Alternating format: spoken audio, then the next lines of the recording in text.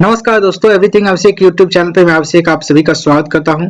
इस वीडियो के अंतर्गत हम जानने वाले हैं जो घटना चक्र का साइंस है दृष्टि वाला, उसका चैप्टर।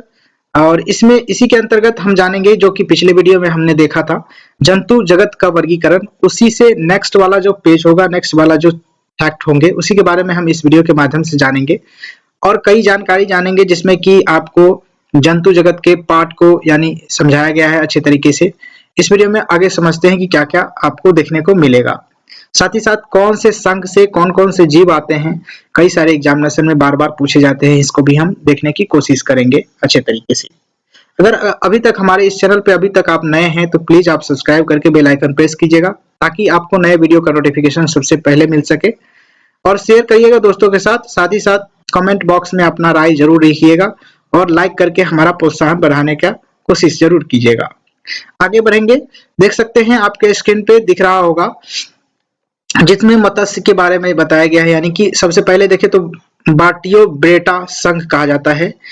बार्टियो ब्रेटा संघ के अंतर्गत ये जीव आते हैं। कौन कौन से जीव आते हैं तो यहाँ पर देख सकते हैं आप। तो मत्स्य है, यहाँ से आपको दिखाने की कोशिश करता हूँ। मत्स्य है, साइक्लोस्ट्रोमेटा है, देख सकते हैं साइक्लोस्ट्रोमेटा कहता है इसे।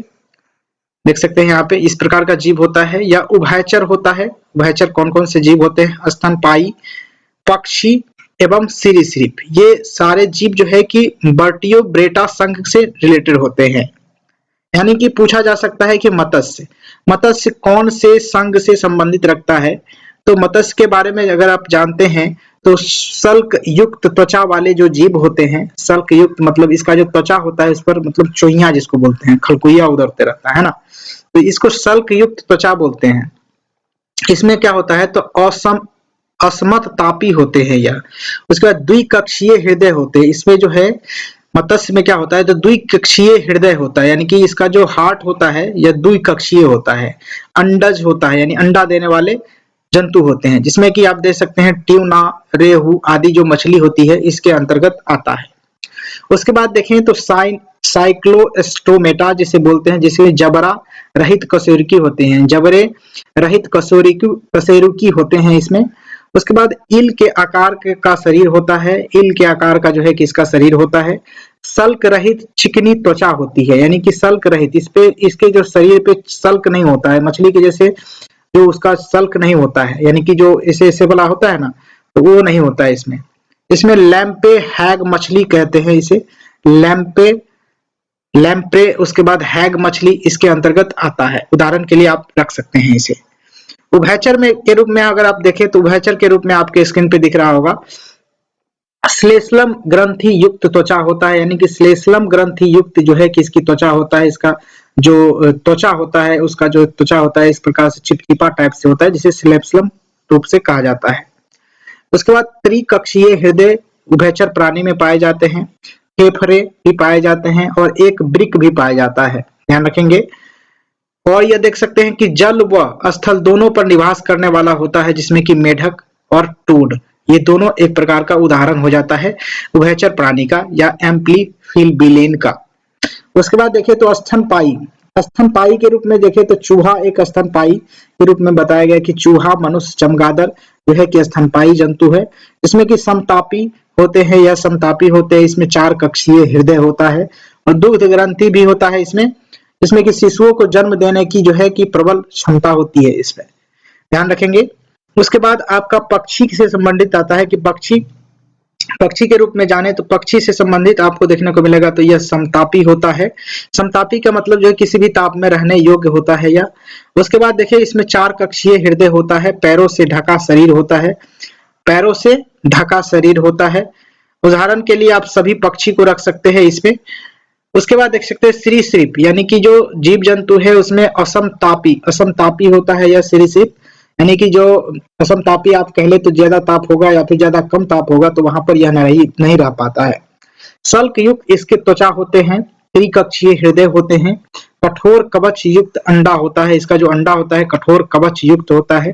कठोर होता है मतलब जैसे कि कछुआ, सांप, छिपकली, मगरमच्छ आदि को आप रख सकते हैं सरीसृप के अंतर्गत, जो कि संबंधित हो जाता है आपका बर्टियो ब्रेटा संघ से। आगे बढ़ेंगे। आगे बढ़ेंगे तो आपके सामने दिखेगा जंतु जगत के कुछ प्रमुख संघ के बारे में, यानी कि यहाँ से हम जंतु जगत के प्रमुख संघ के बारे में पढ़ेंगे, जो कि बेहद ही इंपॉर्टेंट होता है। कई सारे एग्जामिनेशन में आपको डायरेक्ट टू डायरेक्ट यहाँ से प्रश्न आते हैं। जैसे कि पेरी देख सकते हैं, पॉरीफेरा, पॉरीफेरा छिद्र धारक होते हैं, पॉरीफेरा छिद्र धारक जिसे बोलते हैं। यह एक प्रकार का जंतु का प्रमुख संघ है, और इस संघ के अंतर्गत कौन कौन से जीव आते हैं इसके थोड़ा सा उदाहरण भी देखते चलेंगे।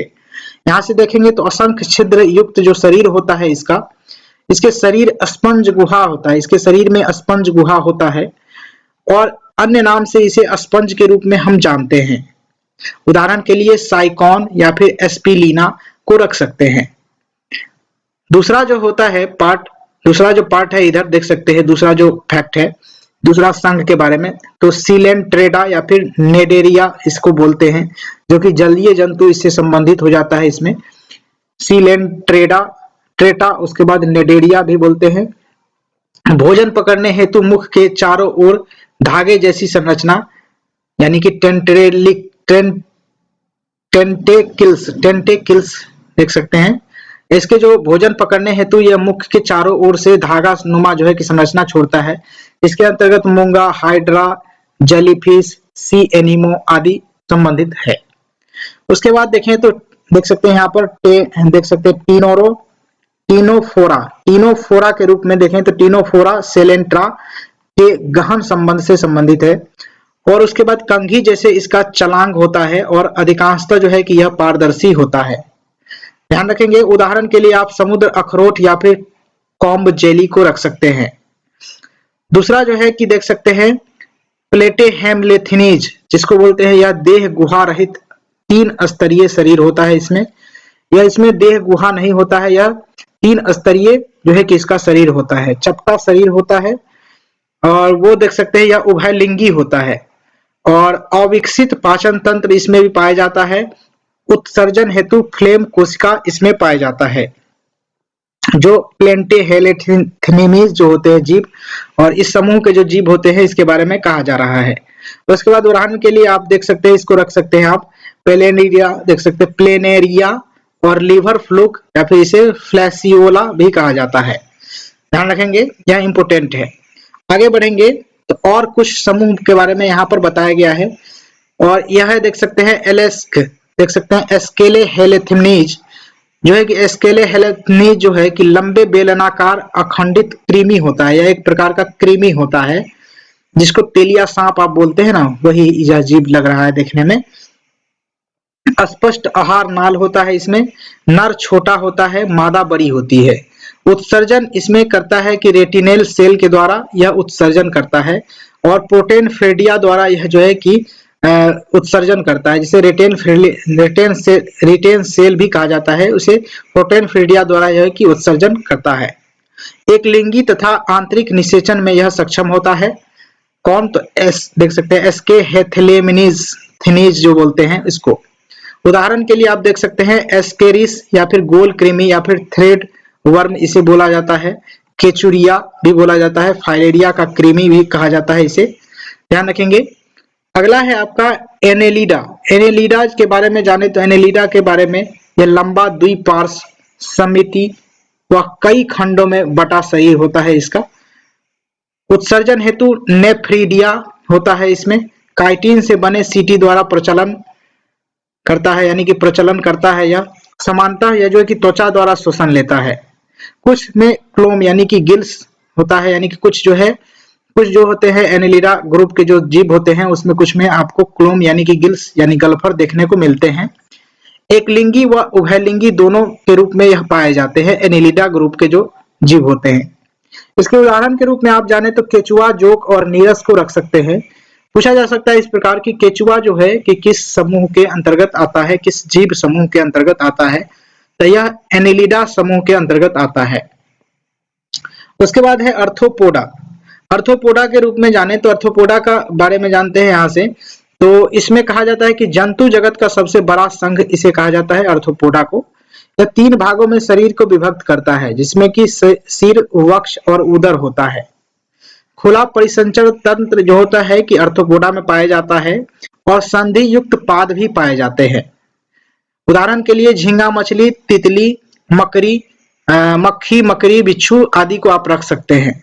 पूछा जा सकता है कि झींगा मछली कौन से जंतु संघ के समूह के अंतर्गत आते हैं, तो यह आर्थ्रोपोडा जंतु समूह के अंतर्गत आते हैं। मेलास्का देख सकते हैं, मेलास्का के बारे में कि कहा गया है कि श्वसन हेतु गिल्स या फिर टेनेडिया होता है। इसमें श्वसन के लिए इसमें गिल्स या फिर टेनेडिया होता है। मेलास्का के जो अंतर्गत जीव आते हैं वो उसमें खुला परिसर्जन तंत्र होता है। उत्सर्जन हेतु मेटानेफ्रीडिया का उपयोग करता है। कवच युक्त शरीर होता है इसका। रंगहीन खून होता है, यानी कि इसमें जो है खून जो होता है इसका रंगहीन होता है। उदाहरण के लिए सीपी, घोंगा या फिर ऑक्टोपस को आप रख सकते हैं। पूछा जा सकता है कि रंगहीन खून किसमें पाया जाता है, तो सीपी में पाया जाता है, घोंगा में पाया जाता है और ऑक्टोपस में पाए जाते हैं। अगला जो है कि देख सकते हैं इकाइनोडोमेटा, यानी इकाइनोडोमेटा के बारे में जाने तो समुद्री जंतु यहाँ पर कहा जाता है कि समुद्री जंतु को जो है कि इकाइनोडोमेटा के रूप में जाने जाते हैं और इसी संघ के अंतर्गत यह आता है जिसमें कि कांटों वाली त्वचा होती है। पुनरुत्पादन की क्षमता होती है, यानी कि कोई भी इसका अंग कट जाए तो उसको पुनरुत्पादन कर लेता है या जीव मतलब फिर से उसको उगाते हैं। इसमें कि एंटीडॉन या फिर स्टारफिश या ब्रिटिल स्टार भी कहा जाता है। ब्रिटिल स्टार इसी समूह के अंतर्गत आने वाले जीव है। अगला है आपका कि कॉर्डेटा जिसको बोलते हैं कि नोटोकार्ड एवं क्लोम छिद्र उपस्थित होते हैं इसमें, यानी नोड कार्ड एवं क्लोम छिद्र उपस्थित होते हैं जिसके थ्रू यह सांस लेता है, श्वसन करता है। जिसमें कि लचीला दंड वाले जानवर भी होते हैं। यह इसका जो है कि दंड होता है लचीला होता है। नालदार तंत्रिका रज्जु होता है, यानी कि इस प्रकार से इसका नालदार तंतु रज्जु होते हैं। उदाहरण के लिए आप जाने कि इस सभी कशेरुकी जंतु होते हैं। इसमें जितने भी कशेरुकी जितने भी जीव में कशेरुकी पाए जाते हैं वो सभी जीव जो है कि कार्डेटा समूह के अंतर्गत सम्मिलित हो जाते हैं। आगे बढ़ेंगे तो प्रमुख स्तनधारी के बारे में जाने कि प्रमुख स्तनधारी मैमल्स किसे कहा जाता है। तो प्रमुख स्तनधारी जो जीव होते हैं प्रोटोथीरिया जिसे बोलते हैं, जो अंडा देने वाले स्तनधारी वर्गों के सर्वाधिक पुरातन स्वरूपी के रूप में जाने जाते हैं। उदाहरण के लिए आप एकिडना और प्लेप्टिप्स देख सकते हैं। प्लेटेपस जिसे बोलते हैं यह देख सकते हैं, यहाँ पर भी दिखाया गया है। उसके बाद देख सकते हैं मेटाथीरिया को आप देख सकते हैं मैमल्स के रूप में जान सकते हैं। इसमें अपरिपक्व बच्चे को जन्म देने की क्षमता होती है और यह कंगारू होता है जिसमें कि अपरिपक्व बच्चे जन्म लेते हैं और कुछ दिनों तक वह अपने नीचे जो उसके पेट में लटके थैली होता है उसमें उसको बच्चे को रखते हैं। जिसमें कि इसमें 25 परिवारों की लगभग प्रजाति होती है। 340 से 350 इसमें प्रजाति होती है और 25 परिवारों की लगभग 340 से 350 प्रजाति पाए जाते हैं। विकसित होने तक क्या करते हैं कि बच्चे को जो विकसित होने तक वह देख सकते हैं मार्सुपियल थैली में बच्चे को रख रखाव या फिर उदाहरण के लिए आप देख सकते हैं कंगारू को आप जानते ही होंगे। मार्सुपियल थैली के रूप में आप इसे अंडरलाइन करेंगे, ध्यान रखेंगे कि कंगारू में जो है कि मार्सुपियल थैली के रूप में होता है। यह एक स्तनधारी पशु होते हैं कंगारू, जो कि अपने बच्चों को जन्म से पूर्व ही यानी अपरिपक्व बच्चे को जन्म देता है और कुछ दिनों तक वह अपने थैली में इसे रखता है। उस थैली का नाम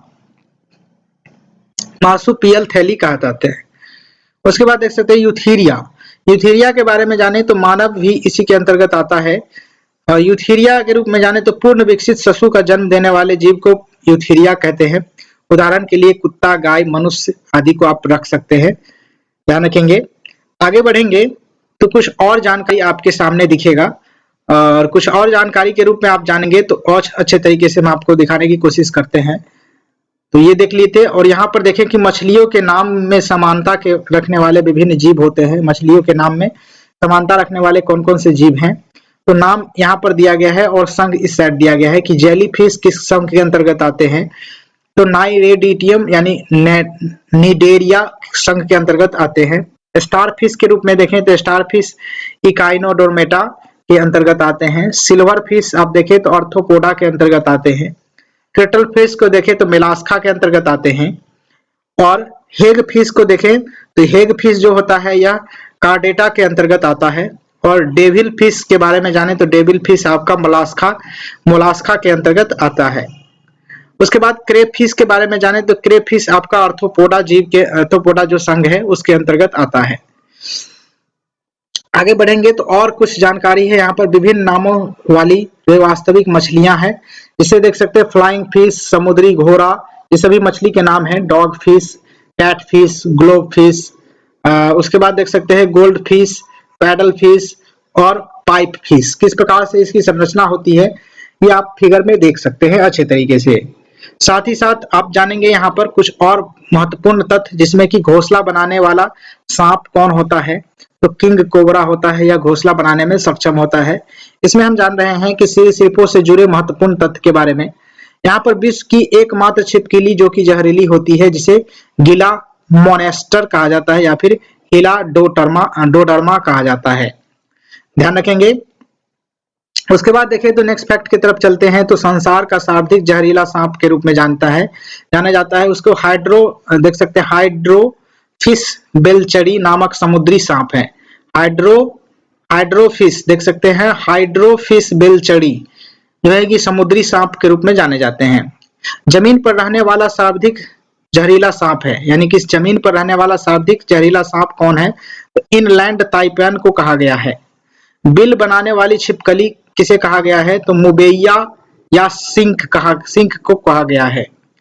सरीसृप का युग कहा जाता है, यानी सरीसृप का युग जो है कहा जाता है मोसोजोइक युग को कहा जाता है, मीसोजोइक युग को कहा जाता है सरीसृपों का युग।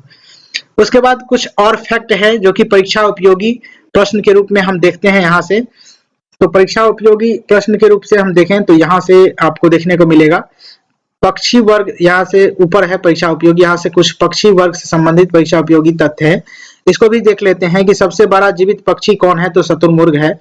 सबसे छोटा पक्षी कौन है, तो हमिंग बर्ड को कहा जाता है, सबसे छोटा पक्षी होता है यह। उसके बाद उड़ न सकने वाला पक्षी है कीवी और एमू। कीवी जो होता है पक्षी वो उड़ नहीं सकती है, लेकिन पक्षी के समूह में आता है।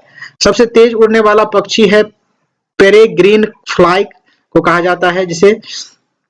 उसके बाद देख सकते हैं पक्षियों का वाक यंत्र क्या कहा जाता है, शब्दानी या फिर सायरनेक्स कहा जाता है। पक्षियों के वाक यंत्र होते हैं जिसे शब्दानी कहा जाता है।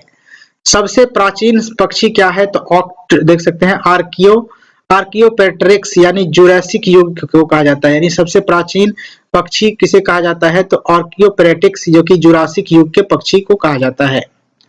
यहाँ पर कुछ जलीय जो है कि स्तनपायी जीव है उसके बारे में बताया गया है, इसके बारे में भी जानेंगे। यहाँ से परीक्षा उपयोगी जो प्रश्न है यानी परीक्षा की दृष्टि से उसके बारे में यहाँ पर कुछ क्वेश्चन है।